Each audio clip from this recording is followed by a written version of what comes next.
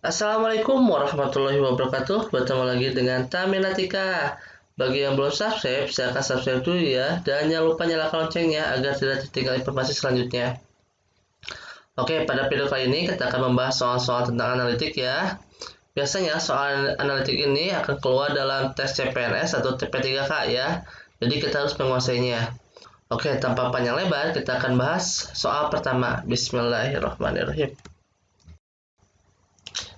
5 anak PQRST mengantri tiket di bioskop.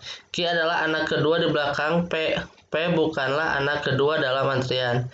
R berada di suatu tempat di depan S, maka T dapat menempati semua posisi berikut kecuali. Oke, kita lihat dulu yang pertama nih. Q adalah anak kedua di belakang P, berarti kita boleh menempatkan posisi pertama pada P, kedua nggak tahu siapa, Q, ketiga, dan keempat. Yang kedua, P bukan anak kedua. Berarti P nggak boleh anak kedua. Berarti anak ketiga P, keempat atau siapa, kelima Q. Berarti ini udah memenuhi dua syarat pertama. R berada di suatu tempat di depan S. Berarti R sama S masih belum bisa ditempatkan ya. Karena bebas. Dengan syarat R berada di suatu tempat di depan S. T dapat menempati semua posisi berikut kecuali. Kalau T-nya kedua, kita coba T kedua. T kedua, R, S. Memenuhi? Bisa memenuhi. Tempat ketiga sudah diisi oleh P dan Q. Berarti tempat ketiga tidak mungkin. Tempat keempat, kalau T-nya keempat, berarti R-nya ketiga, S-nya kelima. Masih boleh. Kalau T-nya kelima, berarti kalau T-nya di sini S, R. Boleh juga. Berarti jawaban yang betul adalah posisi ketiga yang tidak mungkin. Karena sudah ditempati antara Q atau P. Oke, semoga jelas. Kita lanjut soal selanjutnya. Angela, Lilim, Mary, dan Cindy adalah 4 orang petenis profesional yang bertanding di Tokyo Open. Mereka bertanding satu sama lain sehingga terdapat 6 pertandingan untuk menentukan pemenang. Setiap kali memenangkan satu pertandingan, mereka memperoleh 100 poin. Cindy dikalahkan oleh Angela, Lilim mengalahkan Angela dan Cindy, dan Mary mengalahkan Lilim, Angela, dan Cindy. Oke, pertanyaan adalah siapa yang selalu kalah?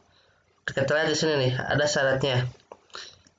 Dalam pertandingan, biasanya saya menggunakan tabel ya. Antara Angela, Lilim, Mary, Cindy akan melawan Angela, Lilim, Mary, Cindy. Oke, kita buat dulu tabelnya.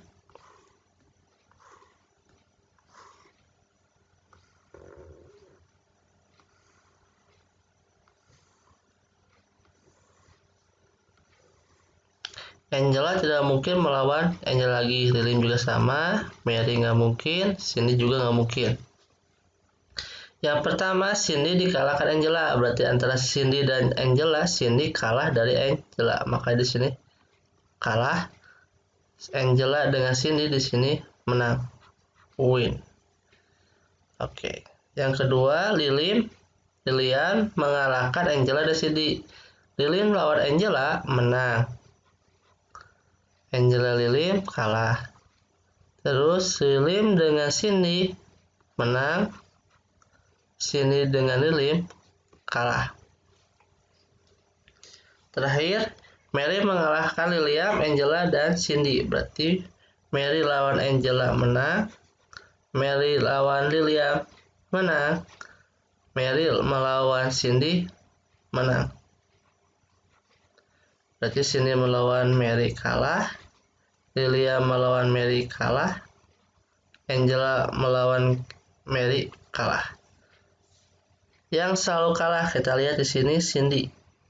Ya, sini selalu kalah melawan Angela, Lilim, dan Mary. Jadi jawabannya adalah Cindy. Oke, kita lanjut soal selanjutnya. Angela, Lilia, Mary, dan Cindy adalah 4 orang petenis profesional yang bertanding di Tokyo Open. Oke, ini cerita yang tadi ya. Kita lihat soal yang akan kita hadapi. Siapakah yang mendapat 200 poin? Oke, kita lihat tabel yang kita buat tadi ya. Oke. Di sini setiap kali memenangkan satu pertandingan mendapat 200 poin. Berarti kita lihat yang menang 2 kali. Yang menang 2 kali itu Lilian ya, menang sekali melawan Angela dan Cindy. Berarti yang mendapat 200 poin itu adalah Lilian. Oke. Kita lanjut soal selanjutnya. Angela, Lilian, dan Mary kalau ulangi, Angela, Lilian, Mary, dan Cindy adalah 4 orang petenis profesional bertanding di Tokyo Open. Masih soal yang tadi.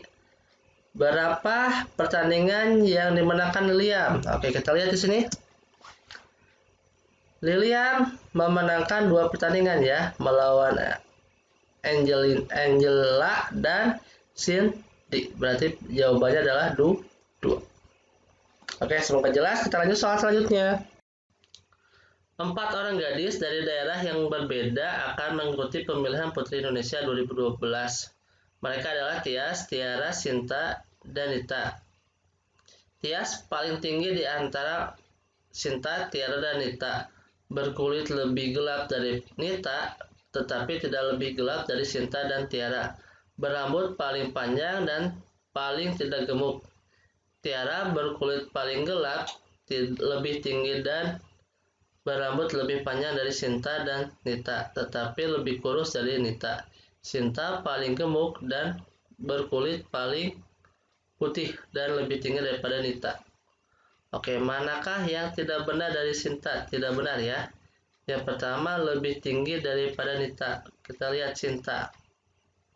Lebih tinggi daripada Nita. Oke, berarti ini betul ya. Berkulit lebih putih daripada Tias. Berkulit paling putih. Berarti betul, pasti betul ya. Berambut lebih panjang daripada Tiara. Di sini yang mempunyai rambut paling panjang adalah Tiara. Ya, berarti bukan Sinta. Ini salah. Bertubuh lebih gemuk daripada Nita. Karena Sinta paling gemuk, berarti ini pasti betul. Berarti yang tidak benar adalah yang C. Semoga jelas, kita lanjut soal selanjutnya. 4 orang gadis dari daerah yang berbeda akan mengikuti pemilihan Putri Indonesia.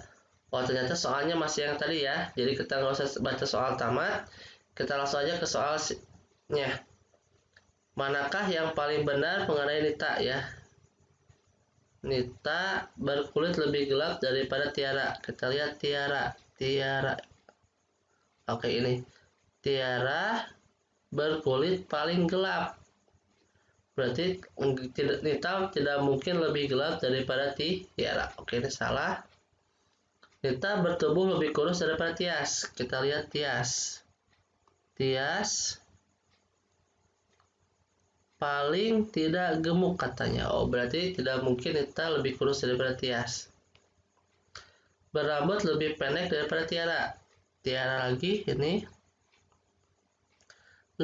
Berambut lebih panjang daripada Sinta dan Nita. Berarti lebih panjang, berarti kalau Nita lebih pendek. Berarti ini betul. Nita lebih tinggi daripada Sinta. Sinta lebih tinggi daripada Nita. Berarti bukan Nita lebih tinggi daripada Sinta. Ini salah. Itu jawabannya betul adalah yang C. Oke, semoga jelas. Kita lanjut soal selanjutnya. 4 orang gadis dari daerah yang berbeda akan mengikuti pemilihan Putri Indonesia. Oke, berarti ini cerita yang tadi ya. Berarti cerita yang tadi soal yang ketiga. Siapakah yang memiliki tubuh paling pendek? Berarti kita ngobrolin tinggi ya. Tinggi. Kita lihat di sini. Tias paling tinggi. Berarti yang pertama adalah Tias. Kemudian Tiara, kita lihat Tiara. Tiara lebih tinggi dan lebih panjang dari Sinta dan Nita. Berarti yang kedua adalah Iya, Sinta lebih tinggi daripada Nita. Berarti kita punya Sinta dan Nita. Berarti paling pendek adalah yang terakhir adalah Nita. Jawabannya adalah yang D. Oke, kita lanjut soal selanjutnya. Bunga dahlia paling besar di antara mawar, melati, dan bakung. Lebih harum dari melati, tetapi tidak lebih harum dibanding bakung dan mawar.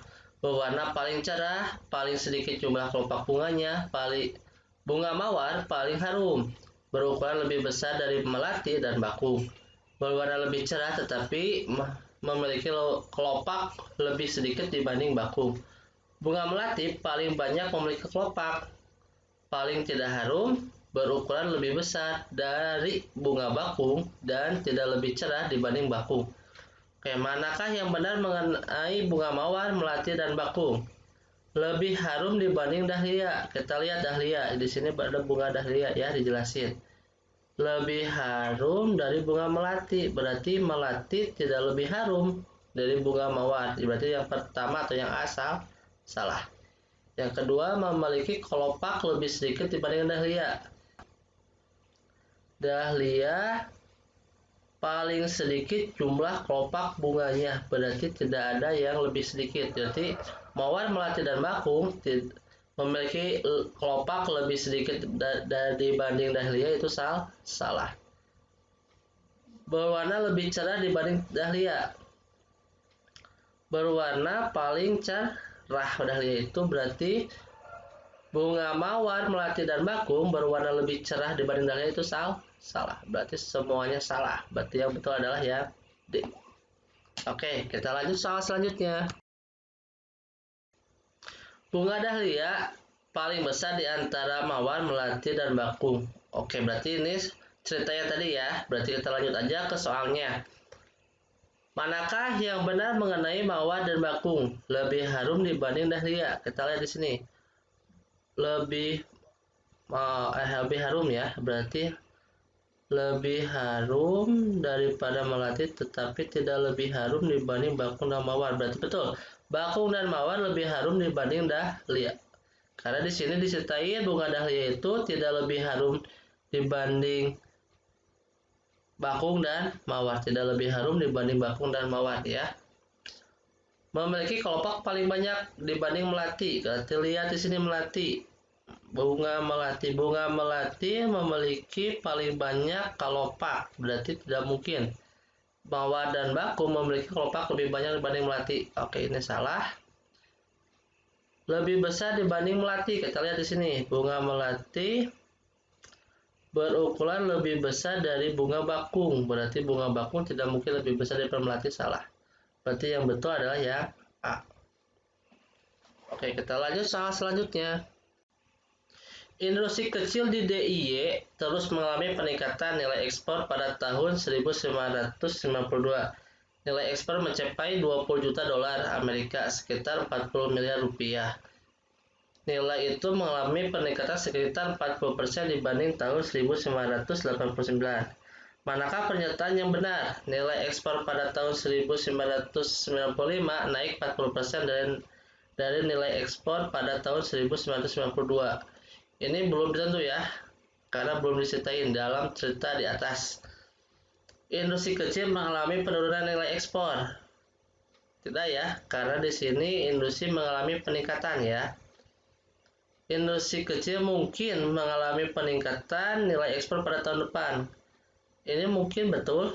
Kenapa? Karena terus mengalami peningkatan ya. Berarti yang kemungkinan besar benar. Yang D, nilai ekspor harus dihitung dalam dolar Amerika. Di sini juga dihitung ya 20 juta dolar. Tapi tidak ya, tidak harus dihitung karena di sini juga bisa dihitung dengan nilai rupiah. Berarti ini salah. Berarti jawabannya betul adalah yang C. Oke, kita lanjut soal selanjutnya. Industri kecil di DIY terus mengalami peningkatan nilai ekspor. Oke, berarti ini soal yang tadi atau cerita yang tadi ya. Kita lihat soal yang kita hadapi sekarang adalah berapa nilai ekspor pada tahun 1989. Oke, kita punya pada tahun 1992 naik peningkatan 40%. Berarti kita punya 100 ditambah 40% sama dengan 140%. Untuk menghitung pada tahun 1989 kita balikan. Jadi kita punya 100 per 140 kita kalikan dengan 20 juta pada tahun 1992 ya. Oke, kita coret, berarti kita tinggal bagi 20 juta dibagi dengan 14, berarti kita punya 1, 14, 60. 60 itu 4, berarti mendekati 4. 56. Berarti kita punya 14, yang mendekati 14 cuma D. Berarti jawabannya adalah ya D. Oke, semoga jelas. Kita lanjut soal selanjutnya. Oh, ternyata sudah habis ya. Terima kasih atas perhatiannya. Mohon maaf bila ada kesalahan. Assalamualaikum warahmatullahi wabarakatuh.